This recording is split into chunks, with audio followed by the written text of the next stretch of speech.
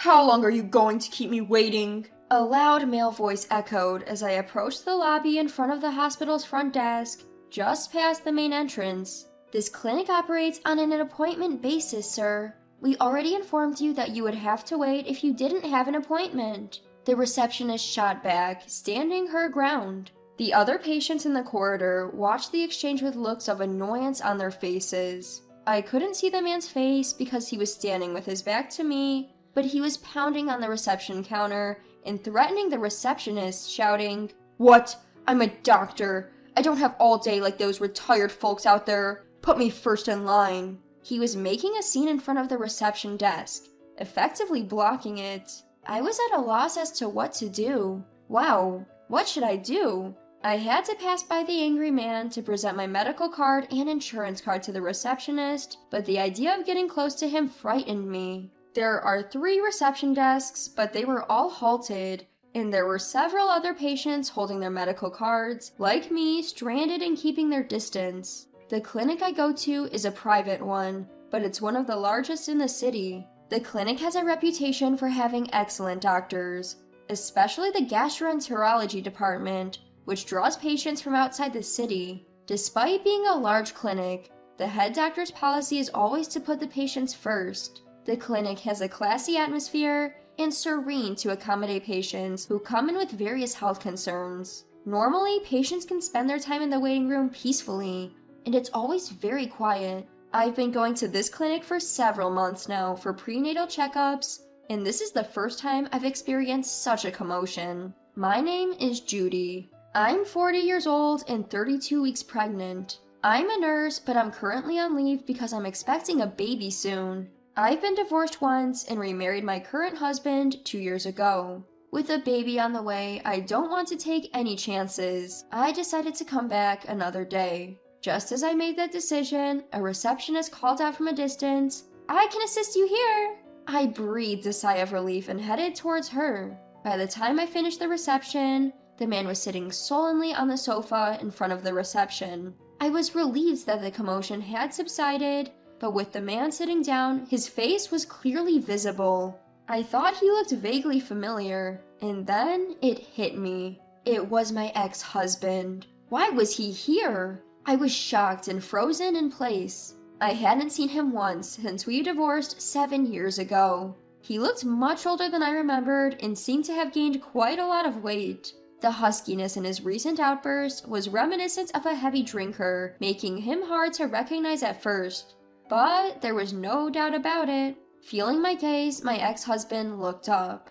As our eyes met, I abruptly turned my back. I wished he wouldn't notice me, but it was too late. "Hey, isn't that you, Judy?" I was reluctantly compelled to turn around by the loud call of my name from behind. Seeing me, my ex-husband burst into a stifled laugh. "It really is you. I knew it right away because your face hasn't changed. You've always looked older than your age. But what's with that belly? Are you pregnant? At your age? Gross, haha." His insensitive words left me frozen. I had no time or opportunity to retort. He was laughing alone and I couldn't see what was so amusing. Maybe he was venting his frustrations at me for not being given special treatment at the reception desk. He had always been like that. "Why are you here?" Instead of responding to his words, I asked a question. "Huh? Well, it's not important. Instead, did you get remarried? Which poor sap did you latch onto this time? Must be an idiot to fall for you. A total loser, I bet."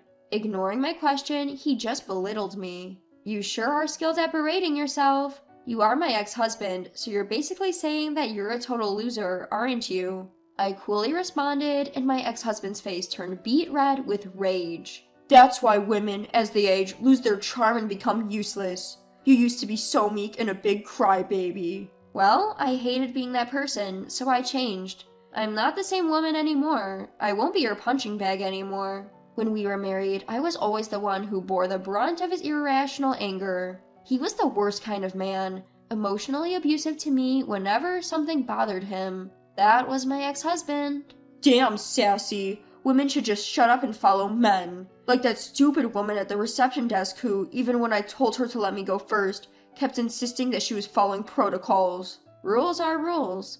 Of course they would prioritize reservations. Your clinic also works on a reservation basis, doesn't it? You used to boast about the 3-month waiting period being a given, didn't you? Back when we were married, my ex-husband was a doctor employed at a major beauty clinic. Assuming he hasn't changed jobs, he probably still works there. We had a workplace romance. He and I, a naive young nurse at the time. He was just looking for someone easy to have fun with, and I was the only one serious about our relationship. I got married because I was expecting a baby.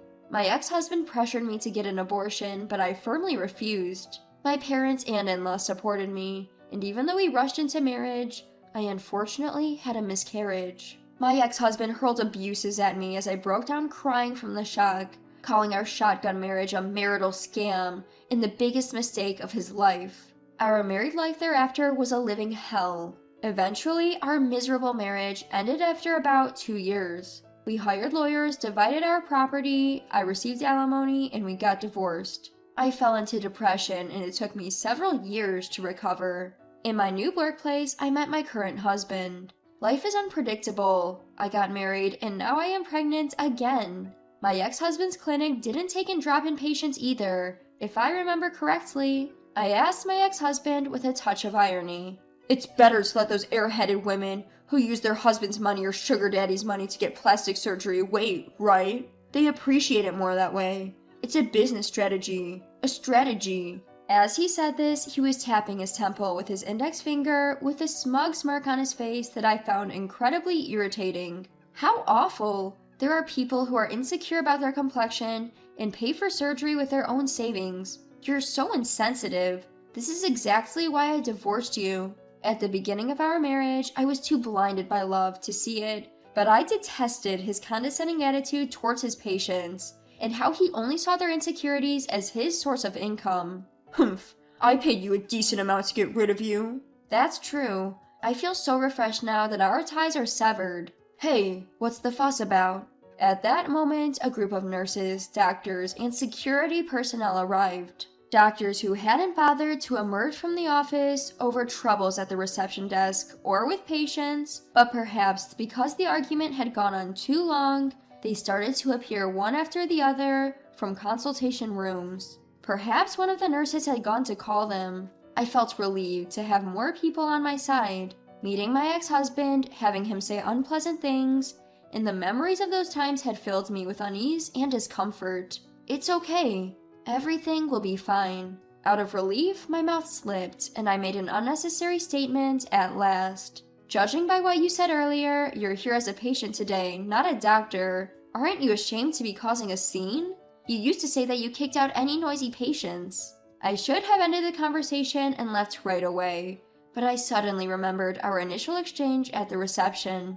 Shut up! People have circumstances. It's none of your business. Immediately, my ex-husband flared up in anger. I probably got on his nerve. He tried to retort but was lost for words, glaring at me because I had hit the mark. He focused on my belly, sneering with a smirk. So, you're about 40, right? I don't know what's going on, but aren't you ashamed of getting pregnant at your age? It's just gross to see an old lady like you still wanting kids and doing the deed. I can't believe your husband is actually attracted to you. If he wanted kids, he'd certainly choose a younger woman. There's no guarantee an old hag like you can have a healthy kid. Or what? Is this another scam? Get married, have another miscarriage, then swindle some money out of him? He lashed out, and now he seemed all satisfied, having yelled out words that would crush me. How dare you? You can't be serious. I barely managed to mutter those words. Out of shock, I could feel myself losing balance. When I got married to him, I was overjoyed about being pregnant and just wanted a happy life. But I had a miscarriage. But now at 40, I have even more concerns. Is the baby inside me healthy? And is it growing all right? Will I be able to deliver my baby without complications? Even if the baby had some disabilities, I would raise my kid with all my love. Despite the many people around, it felt eerily silent. Anyway, a man who could choose someone like you can't be a decent one, can he? I'd love to see the face of your baby's father. The veteran doctors who heard this began to tremble. Hey, stop it. How can you be so rude? That child in her belly. one of the doctors started to chastise my ex-husband. Huh? My ex-husband looked confused, but my current husband stepped in.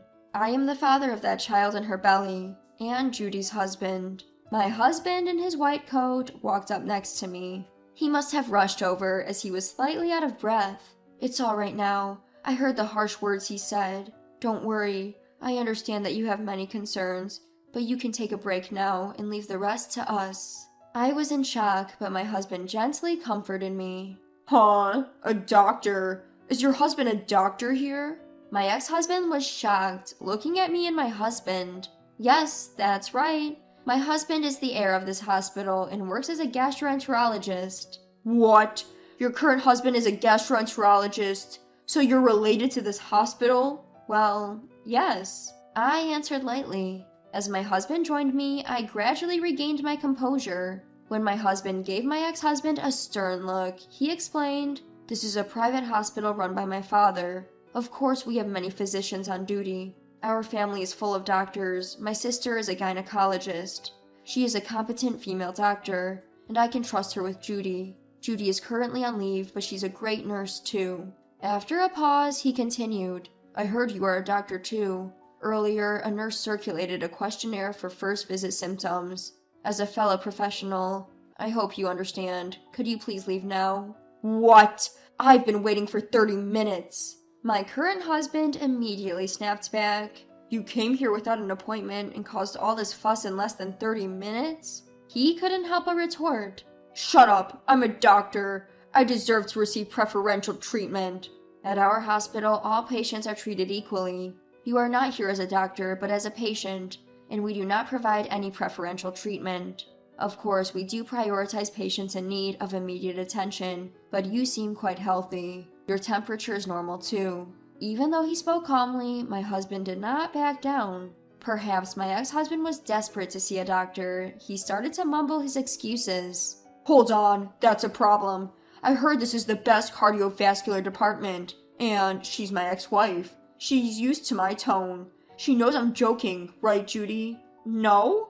I shake my head. No one gets used to verbal abuse. You don't talk to people like that as a joke. My husband immediately backed me up and turned to my ex-husband. I've heard about you from Judy before. Your emotional abuse and cheating was the reason for your divorce, and yet you're trying to hurt Judy again? As Judy's husband and a doctor, I cannot forgive you. I've been informed of what went on from my nurses, and I heard your loud voice on my way here, but don't you feel ashamed to hurl abusive language that degrades women and pregnant women in front of many patients, and to intimidate others just because things don't go your way?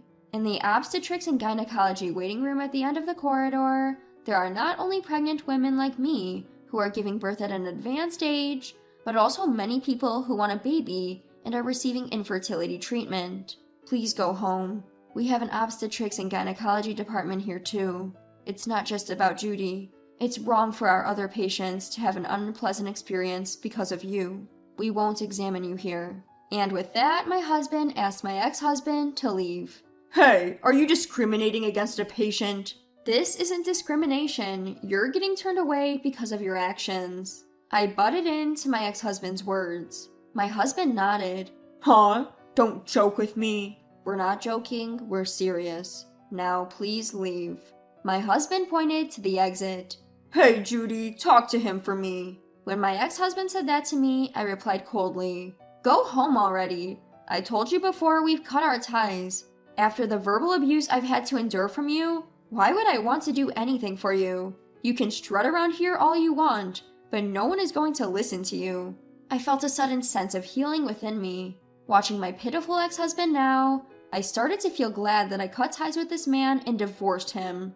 My life has completely changed being with my current husband, who respects me and takes care of me, compared to when I was with my ex-husband, who looked down on me and made my life miserable. I don't think I'll ever see my ex-husband again, but even if I do, his harsh words won't hurt me anymore. I felt as though I finally cut ties with my painful past, which was lingering within me like a lump. Just then, from the crowd of visitors, a small voice yelled, "Get out!" That voice gradually grew louder, turning into a chorus of dismissal. My ex-husband, who had been swimming his eyes around and pondering his opinions, spat out his parting shot.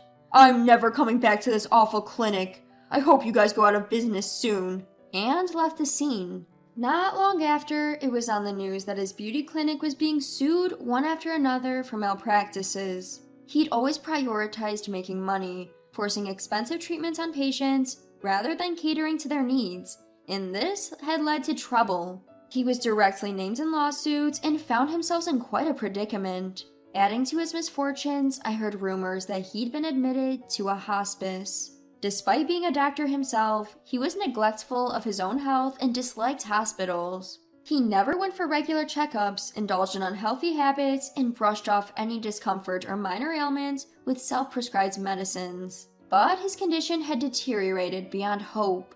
After causing trouble at our reputable clinic, his treatment was delayed and he collapsed at his workplace. A thorough examination revealed that his condition was beyond help. This could be a classic case of a doctor not taking care of his own health. Bogged down by massive compensations and awaiting his end, what a pitiful state. Although this is none of my concern now, I can't help but think that he could have led a much better life. As for me, I gave birth to a healthy baby girl.